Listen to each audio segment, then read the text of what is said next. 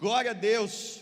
O título da mensagem que eu quero trazer para você hoje se chama Quando o Dia Chega. Quando o dia chega. Saiba, o dia que Ele marcou com você chegou. Sabe aquela oração que você faz há tantos anos? Sabe aquela busca, aquele choro que só você conhece? Aqueles motivos que você nunca falou para ninguém, mas todas as noites, todas as madrugadas, é essa lágrima que sai dos teus olhos. Sabe aquela busca por aquela cura, daquela enfermidade, que talvez o diagnóstico, ele foi ruim, mas que você tem buscado um milagre, algo novo? Eu creio, o dia chegou. Sabe aquela busca pela conversão do seu marido, da sua esposa, dos seus filhos, para que a sua família seja resgatada? Entenda, o dia chegou. O dia chegou. Aquele motivo, aquela esperança que parecia que estava morrendo, estava por um fio. O dia chegou, o Senhor está chegando aqui, Ele está passando neste lugar, e Ele marcou um encontro com você, e algo novo vai acontecer na sua vida, amém? Você crê nisso? Glória a Deus. Então eu queria falar sobre esse tema, quando o dia chega, e eu quero que você abra a sua Bíblia, lá no Evangelho de João, capítulo 5, João 5, a partir do versículo 2, se você trouxe a sua Bíblia, abra ela, se não, você pode acompanhar aqui no multimídia, João 5, a partir do versículo 2, que diz assim: Há em Jerusalém, perto da porta das ovelhas, um tanque que, em aramaico, é chamado Betesda, tendo 5 entradas em volta. Ali costumava ficar grande número de pessoas, doentes e inválidas, cegos, mancos e paralíticos. Eles esperavam o movimento das águas. De vez em quando descia um anjo do Senhor e agitava as águas. O primeiro que entrasse no tanque, depois de agitadas as águas, era curado de qualquer doença que tivesse. Um dos que estavam ali era paralítico, fazia 38 anos. Quando o viu deitado e soube que ele vivia naquele estado durante tanto tempo, Jesus lhe perguntou: Você quer ser curado? Disse o paralítico: Senhor, não tenho ninguém que me ajude a entrar no tanque quando a água é agitada. Enquanto estou tentando entrar, outro chega antes de mim. Então Jesus lhe disse: Levante-se, pegue a sua maca e ande. Imediatamente o homem ficou curado, pegou a maca e começou a andar. Amém? Então, alguns fatos interessantes dessa passagem bíblica, que fala de um homem que vivia há muito tempo em busca de um milagre, e aquele milagre que Jesus proporcionou para ele naquele momento, essa cura dessa paralisia, foi um dos primeiros, não o primeiro, mas um dos primeiros milagres públicos de Jesus, quando Jesus estava começando a revelar o seu ministério de forma pública. E também esse milagre, ele inaugurou oficialmente a perseguição contra ele, porque ele fez algumas coisas que para o judaísmo era errado, era contra a lei. Ele curou no sábado, e no sábado não poderia fazer nada, nenhum tipo de trabalho. E ele também pediu para aquele paralítico, após ele ser curado, pegar a maca dele, que era uma espécie de um colchão, uma colchonete, algo nesse sentido, enrolasse e carregasse.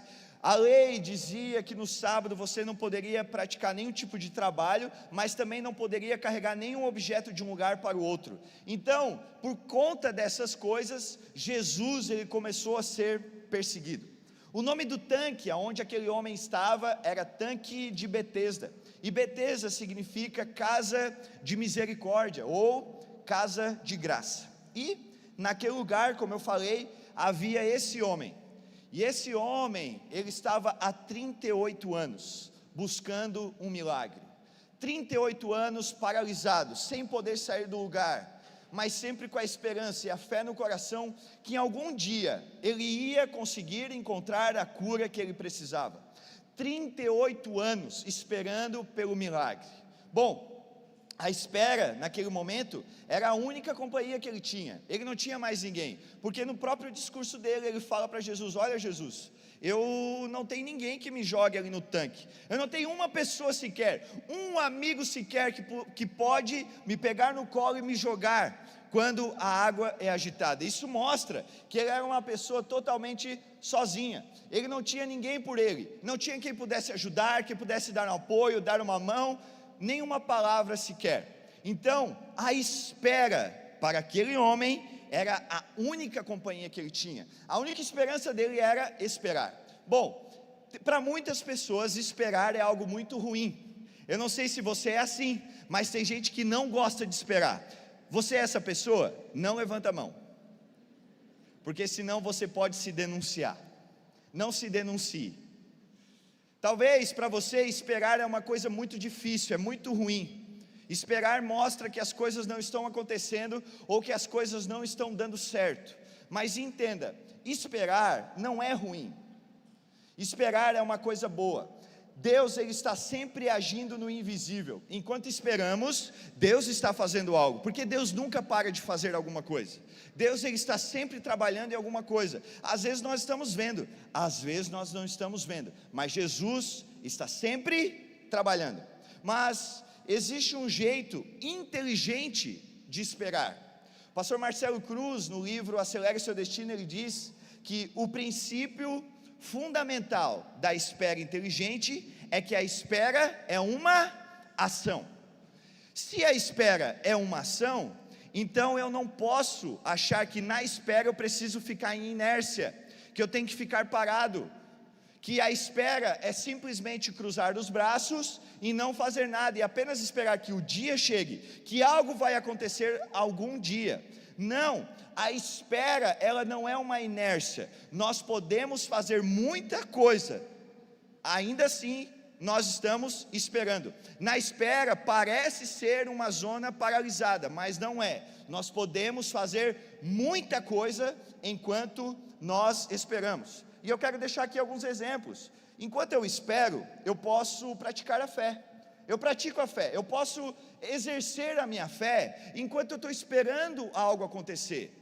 Eu tenho algo que eu quero que aconteça, que eu tenho buscado, mas eu não preciso cruzar os braços e esperar que aquilo vai acontecer sozinho. Não, enquanto eu espero, eu pratico a fé.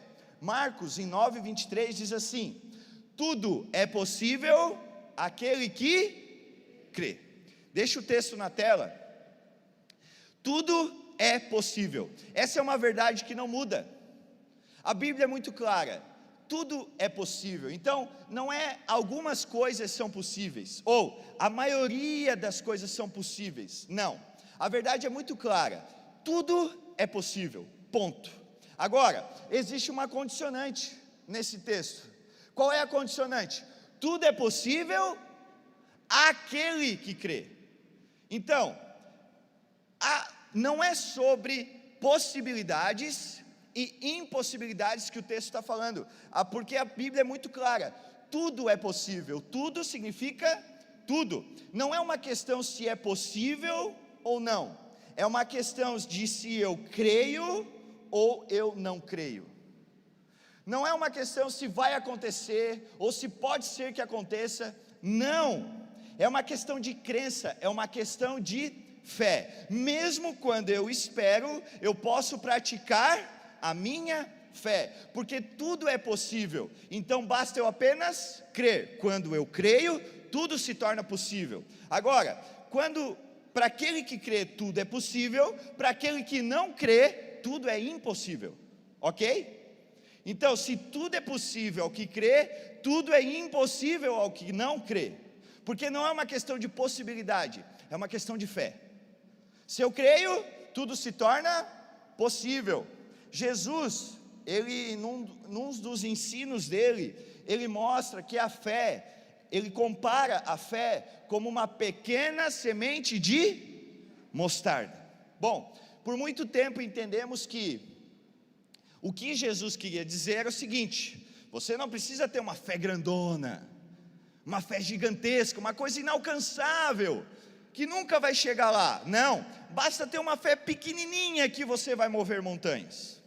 Bom, mas Jesus, ele nunca quis falar sobre tamanho de fé, até porque se fosse sobre tamanho de fé, quando nós chegássemos na fé pequena, a gente parava.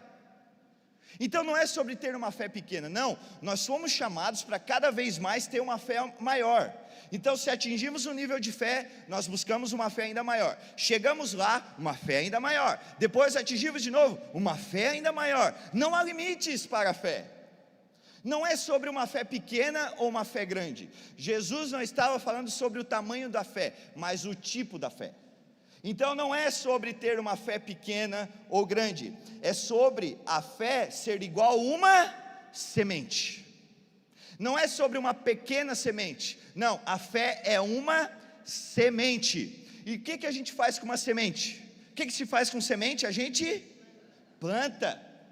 Semente nós plantamos, então nós escolhemos uma boa terra, nós abrimos um buraquinho, botamos a semente lá, tapamos, regamos, cuidamos, botamos no sol, tiramos do sol, poda, vai cuidando, vai nascendo até que dê fruto. Isso.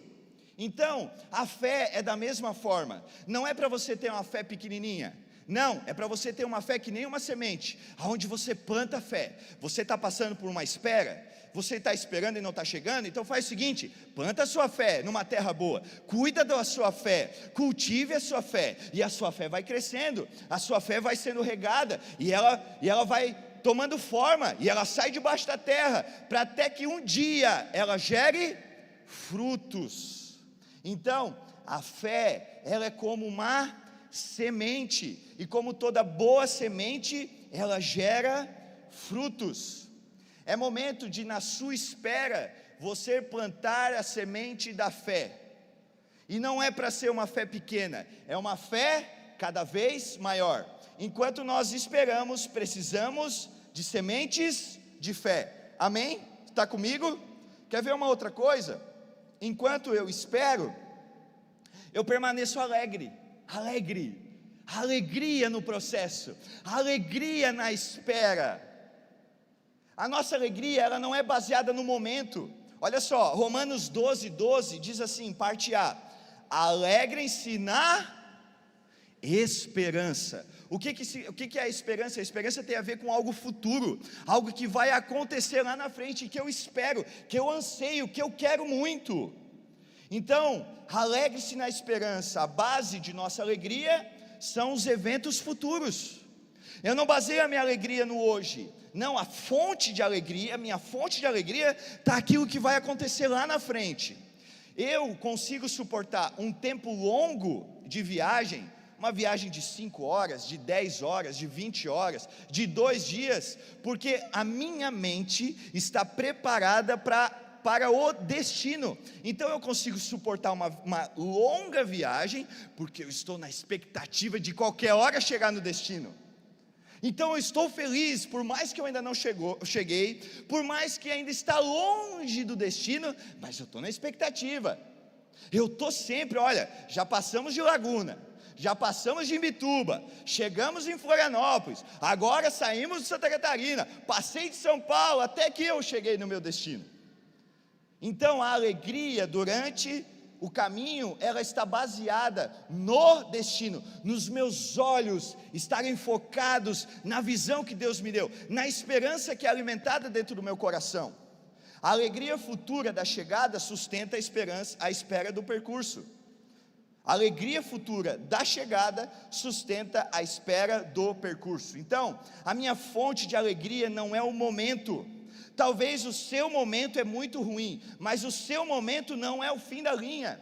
O seu momento não define a sua vida não é o momento que você está passando. Existe algo maior para você, só que talvez ele ainda não esteja aqui e agora, mas um dia vai chegar. E o destino, ele sempre chega, nós sempre chegamos lá. Então a minha alegria está na espera, está na esperança de que um dia eu vou chegar nesse lugar prometido, amém? Estão comigo?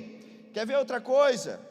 Enquanto eu espero, eu exerço paciência. Romanos 12:12, também 12:12, a parte B diz assim: sejam pacientes, aonde? Na tribulação. na tribulação. Quem aqui ama a tribulação?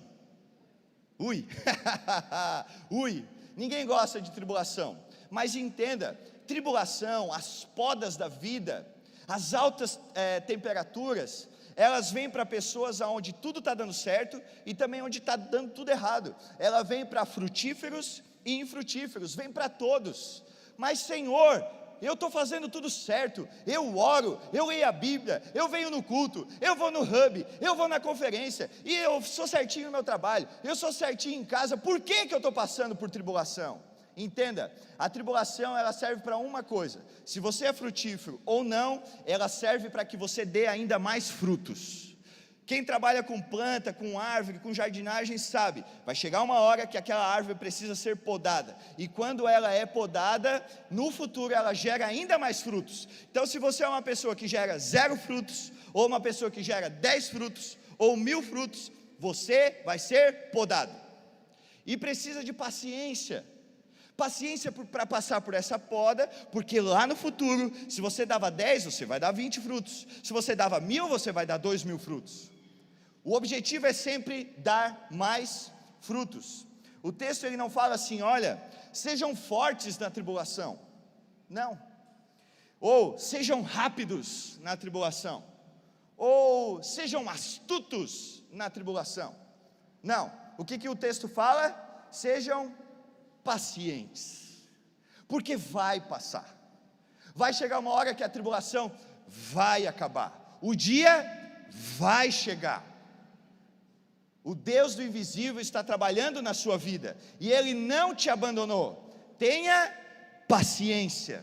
E quando eu falo sobre paciência, eu lembro muito de resiliência, a habilidade de ser resiliente. Um conceito de resiliência que eu gosto muito, é que a resiliência é conhecida por uma aceitação plena da realidade, uma crença profunda no melhor, uma capacidade excepcional de flexibilizar, e uma vontade inesgotável de continuar. O resiliente, ele tem uma coisa, ele nunca para, a onda está grande, ele não para, a onda aumenta, ele não para, e ele continua, porque ele é paciente, ele sabe que é um processo, e daqui a pouco vai acabar.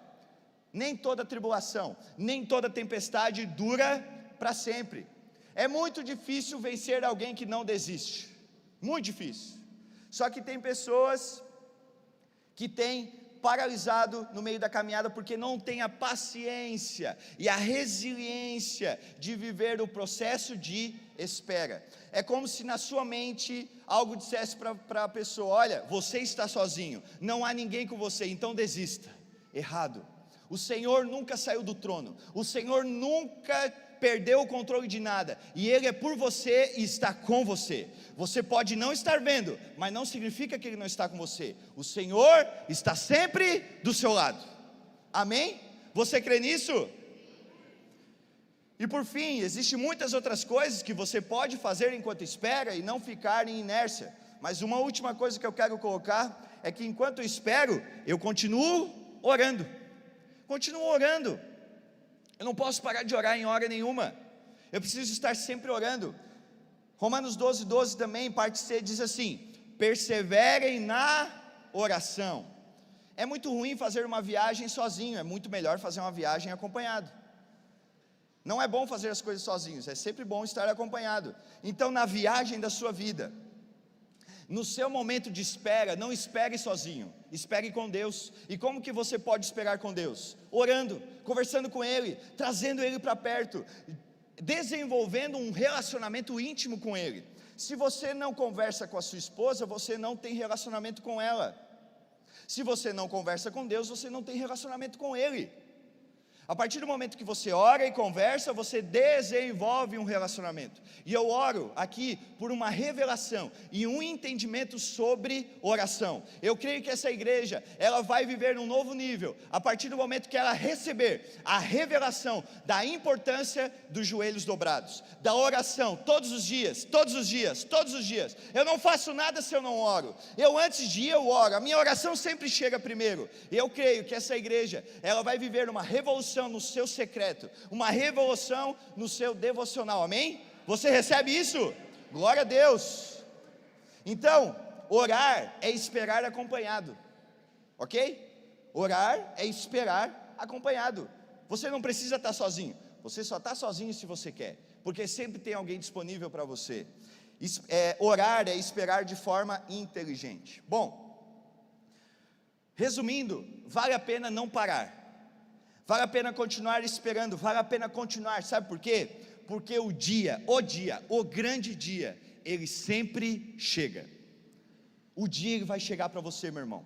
Talvez você diga na sua mente: não, para mim não vai chegar. Sim, o dia, esse grande dia, esse dia que você tanto almeja e tanto deseja, ele vai chegar. Salmos 30, capítulo 30, versículo 5 diz assim: o choro, olha só, o choro pode persistir uma noite, não é 2 noites, não é 10 noites, não é 1000 noites, é uma noite. O choro pode persistir uma noite, mas de manhã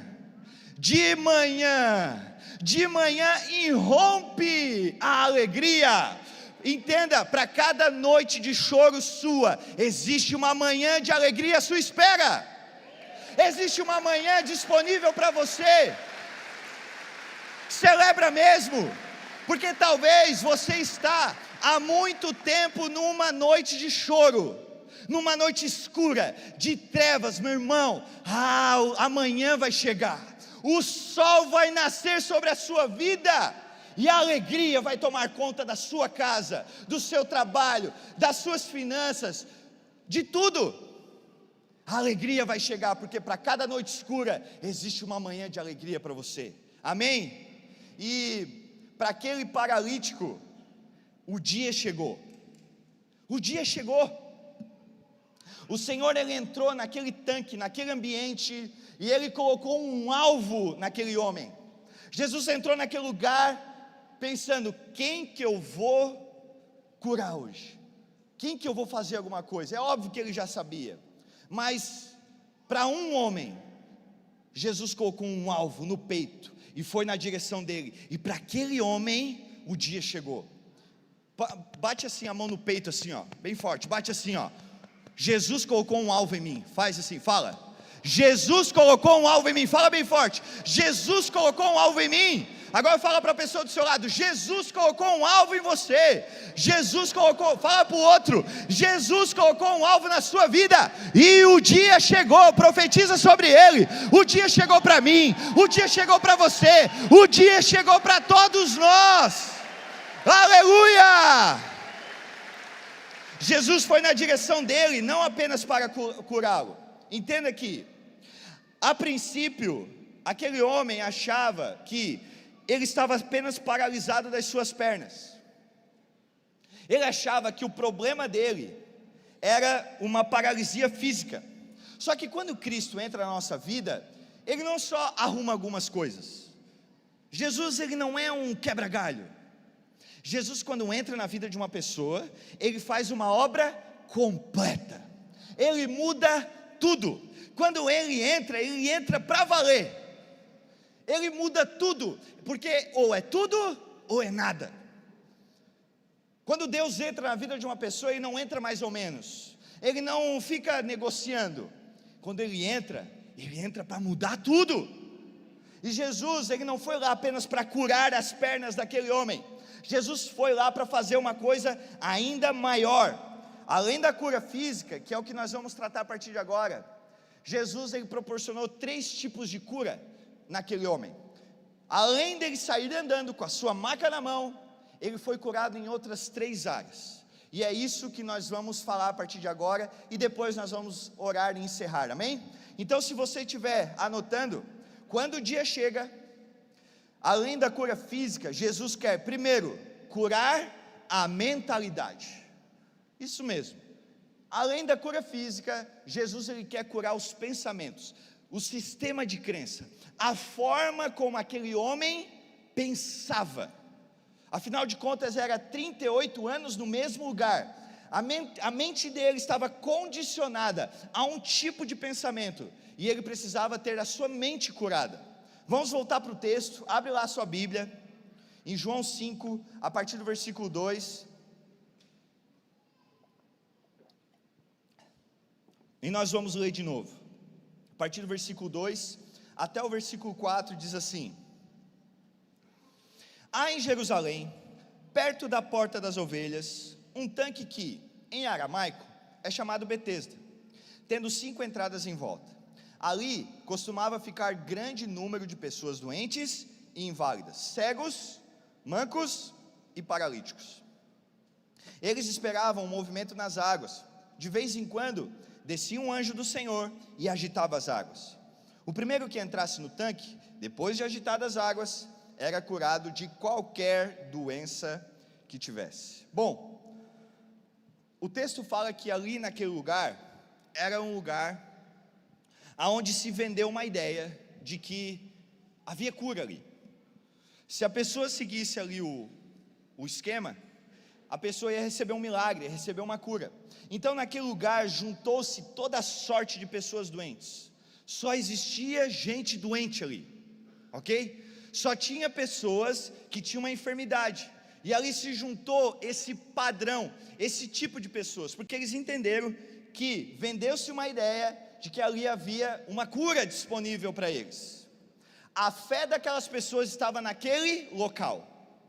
Então aquele local prometia algumas coisas. Só abrindo parênteses, entenda uma coisa: os semelhantes se atraem. A miséria, ela quer companhia. E naquele lugar tinha todo tipo de pessoas que estavam buscando a mesma coisa.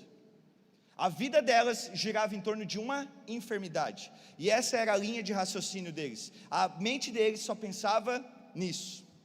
Bom, no processo de cura daquele paralítico, Jesus ele sabia que não bastava apenas curar fisicamente aquele homem.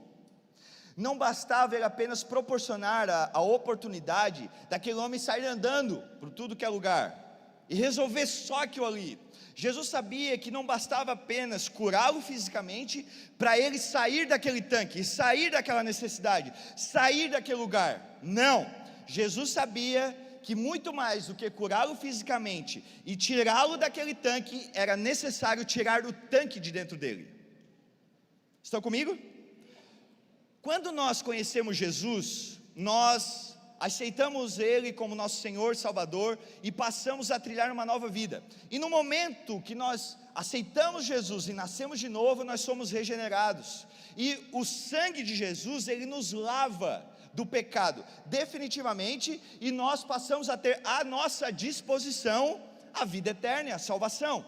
Só que não para por aí. Após o momento de nós sermos regenerados e nós entrarmos por esse caminho de salvação, começa um novo processo chamado santificação progressiva. Então lá no início, quando nascemos de novo, nós somos lavados pelo sangue de Jesus, mas diariamente nós temos que ser lavados pela água da palavra. Por quê? Porque um dia, lá naquele dia, quando nascemos de novo, quando aceitamos Jesus, nós fomos tirados do mundo, ok? Só que depois Jesus começa um lavar na nossa vida, aonde aos pouquinhos Ele vai tirando o mundo de dentro de nós.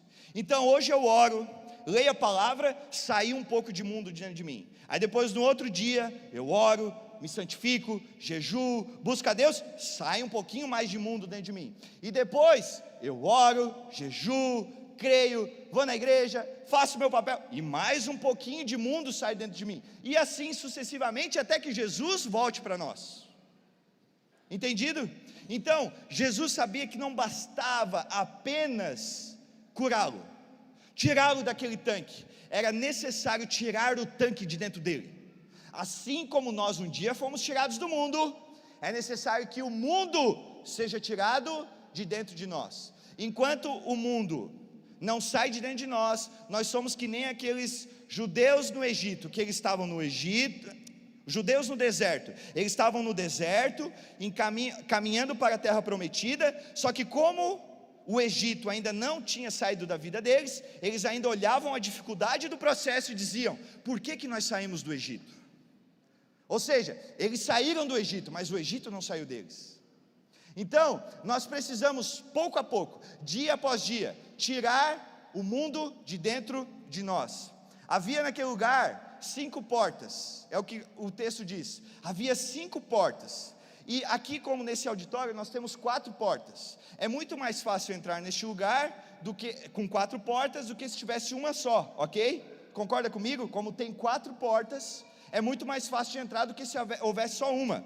Naquele lugar havia 5 portas. Ao redor daquele tanque, para acessar aquele lugar, havia os 5 portas que facilitava o acesso para aquele ambiente, que era um ambiente onde só se respirava doença, só se respirava dor. O que o mundo fala? O mundo fala que todos os caminhos levam a Deus. Existem muitas portas que levam a Deus. Escolha a sua, é qualquer uma. Afinal de contas, qualquer lugar leva a Deus. Existem muitas portas que o mundo, ele nos oferece, para que tenhamos talvez algo melhor na vida. Talvez portas financeiras, portas relacionais, portas profissionais, portas emocionais ou até portas espirituais. Sabe? Todas essas portas que o mundo oferece, que são muitas, elas prometem, acumulam e enganam. Ou seja, ela diz assim: olha, você pode entrar por essa porta, bem de boa, entra por aqui, fica aqui, vai dar tudo certo. Ah não, se você não gosta muito desse jeito, então faz o seguinte, entra por essa outra aqui, porque não importa a porta, o que importa é que você venha aqui.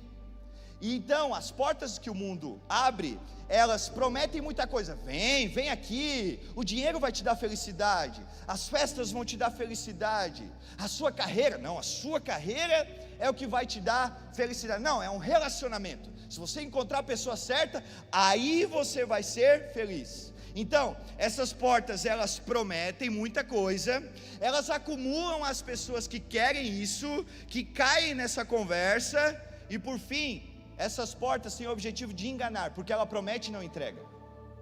O mundo é assim. Eu tenho certeza que se você está aqui, um dia o mundo te prometeu algo e ele não cumpriu. Por isso que você está aqui, porque você buscou lá fora e você não achou. Sim, o mundo promete e não entrega. Ele promete, acumula os semelhantes, mas não entrega nada. Muitas portas estão disponíveis, mas deixa eu te dizer uma coisa: existe uma porta, e essa porta é a porta que realmente cura e transforma a vida de qualquer pessoa. Quer ver? João 10:9, parte A, diz assim: eu sou a porta, quem entra por mim será salvo. O mundo, ele está te entregando muitas oportunidades, ele está te prometendo muitas coisas, mas não está entregando nada. Deixa eu te dizer, existe somente uma porta verdadeira, só uma porta que salva o homem, que traz salvação para a alma do homem, e essa porta se chama Jesus Cristo de Nazaré. Viveu 33 anos nessa terra, morreu, ressuscitou, hoje vive eternamente e nos entregou salvação. Amém? Essa é a porta verdadeira, essa é a porta que Jesus está te convidando para entrar. O mundo te entrega, te oferece muitos tanques milagrosos, muitos tanques dizendo assim: vem cá, vai dar certo, mas promete e não entrega, você espera e não recebe. Jesus falou para aquele homem: olha, eu sou a porta verdadeira, esquece essas 5 portas, eu sou a porta que realmente trago cura e libertação. Entenda que também não é sobre um local, muitas pessoas colocam fé no local, não, a esperança é uma pessoa, a pessoa de Jesus. Lá em João 14:6 diz assim: eu sou o caminho, a verdade e a vida.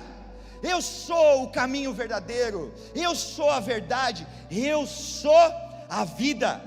Pare de buscar em coisas, mas coloque a fé em uma pessoa, na pessoa de Cristo Jesus, o verdadeiro que cura e transforma.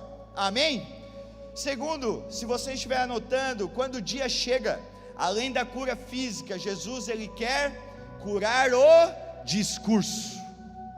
Isso mesmo, curar o discurso.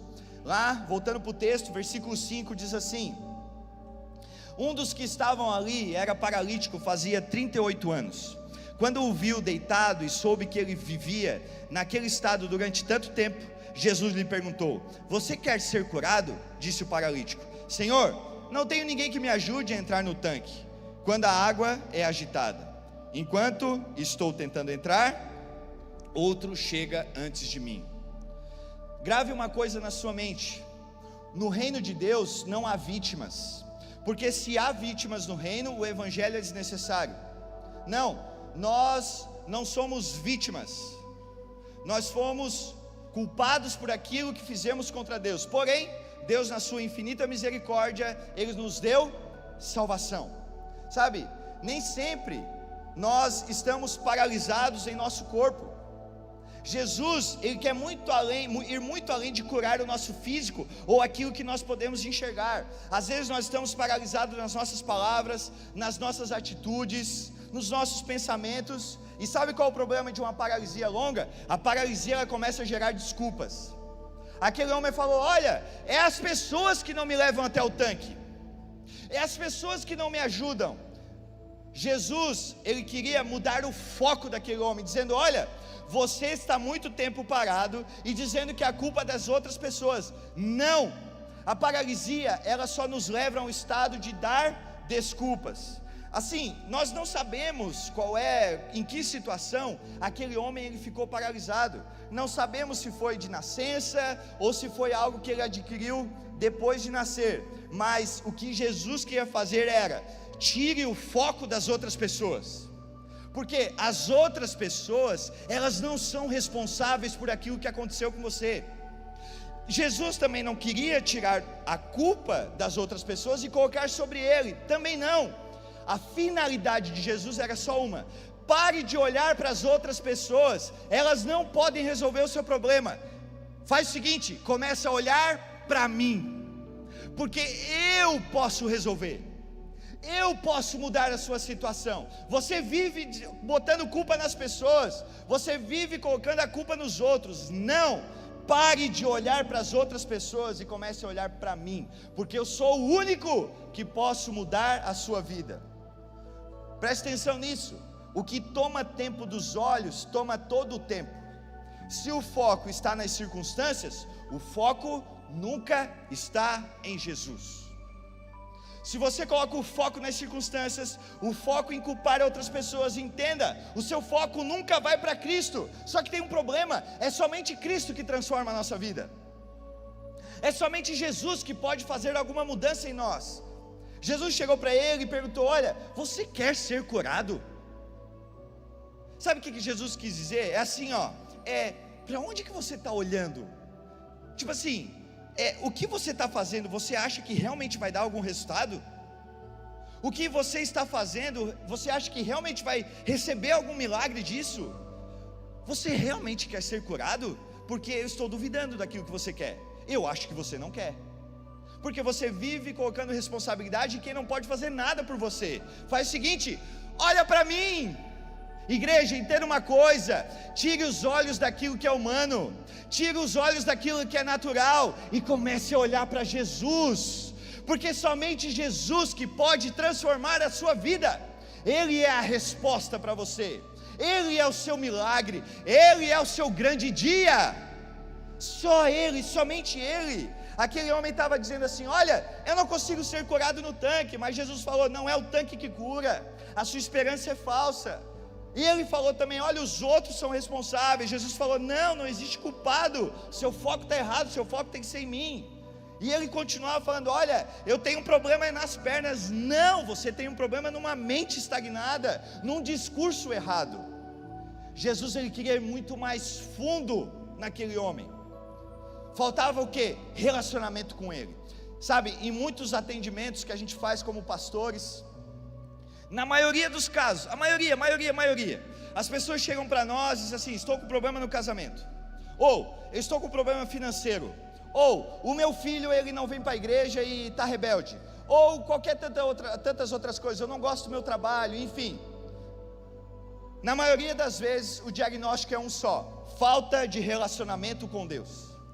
Porque a partir do momento que a pessoa ela tem uma relação com Deus, ela entende como agir em todas as áreas. O foco das pessoas estão nas coisas naturais. Não, coloque o seu foco em Jesus. A partir do momento que você desenvolve um relacionamento com Deus, a sua vida é transformada.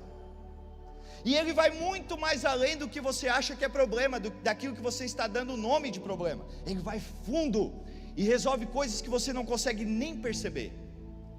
Jesus quer uma cura completa. Então, a partir de hoje, mude o discurso, meu irmão. Mude o que sai da sua boca. Comece a proclamar a verdade sobre quem você é. Comece a proclamar a verdade sobre a situação que você está vivendo. Ei, pegue a Bíblia.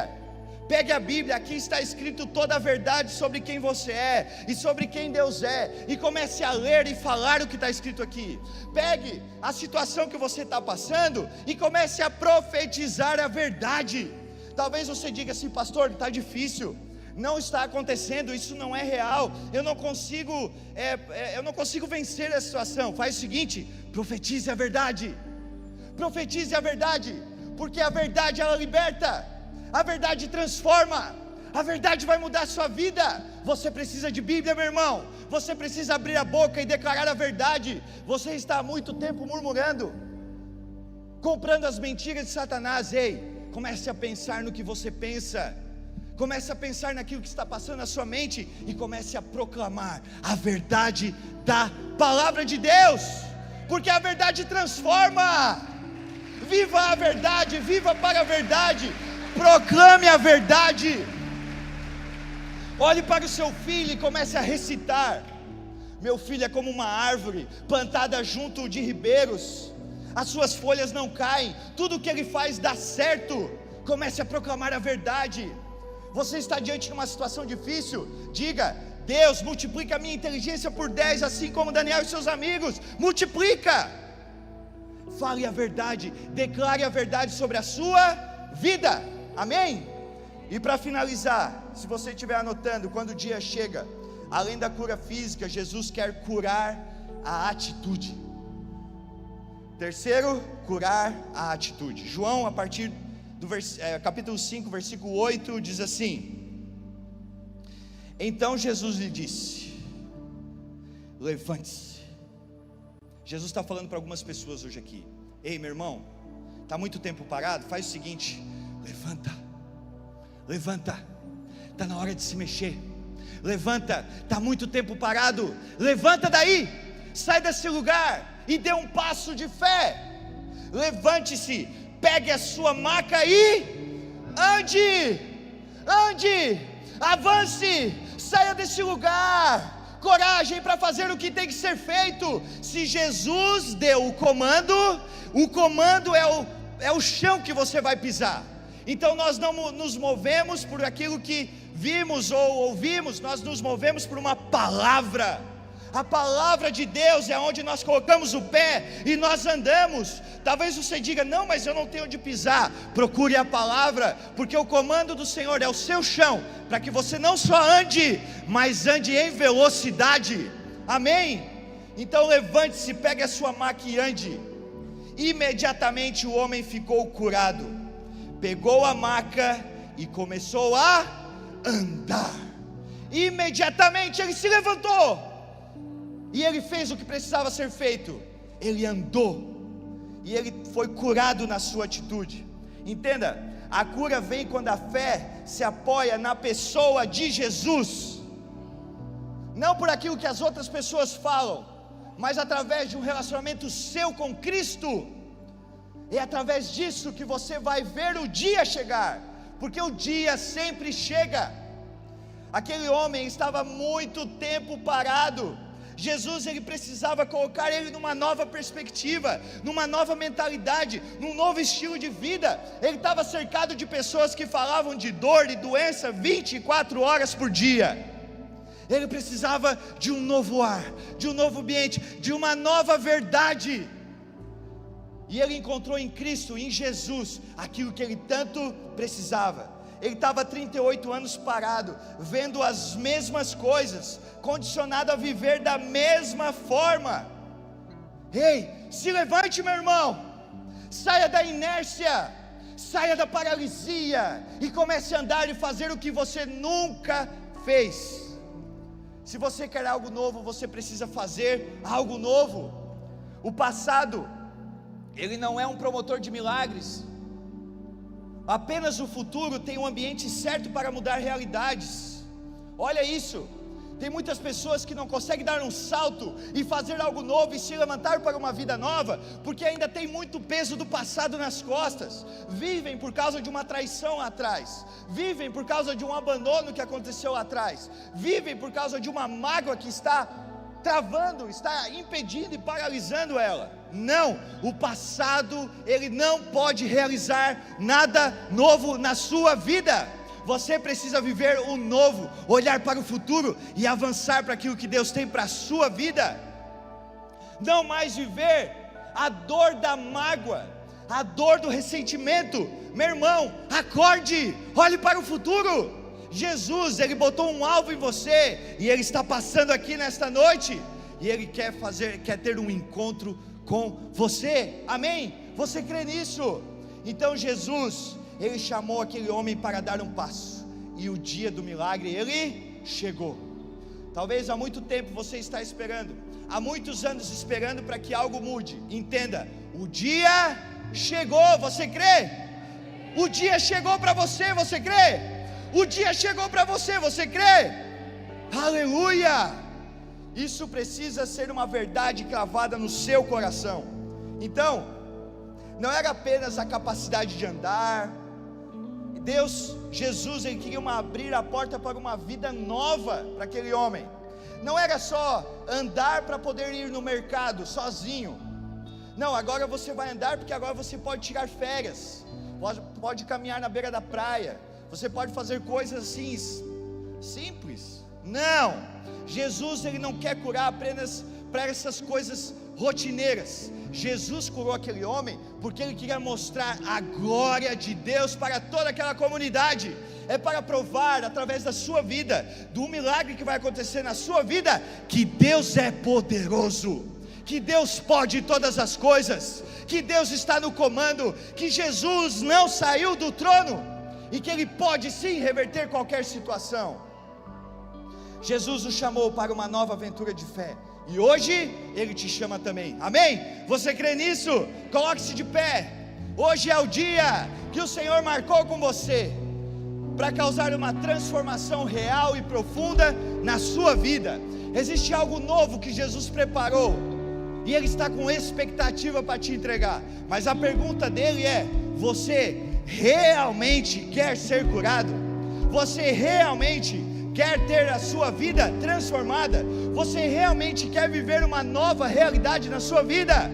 Você precisa ser o primeiro a dizer: eu quero algo novo, eu quero transformar a minha vida. Eu estou cansado da paralisia, eu estou cansado de achar que o meu problema é só minhas pernas. Não, eu quero mudar a minha mente, eu quero mudar o meu coração, amém?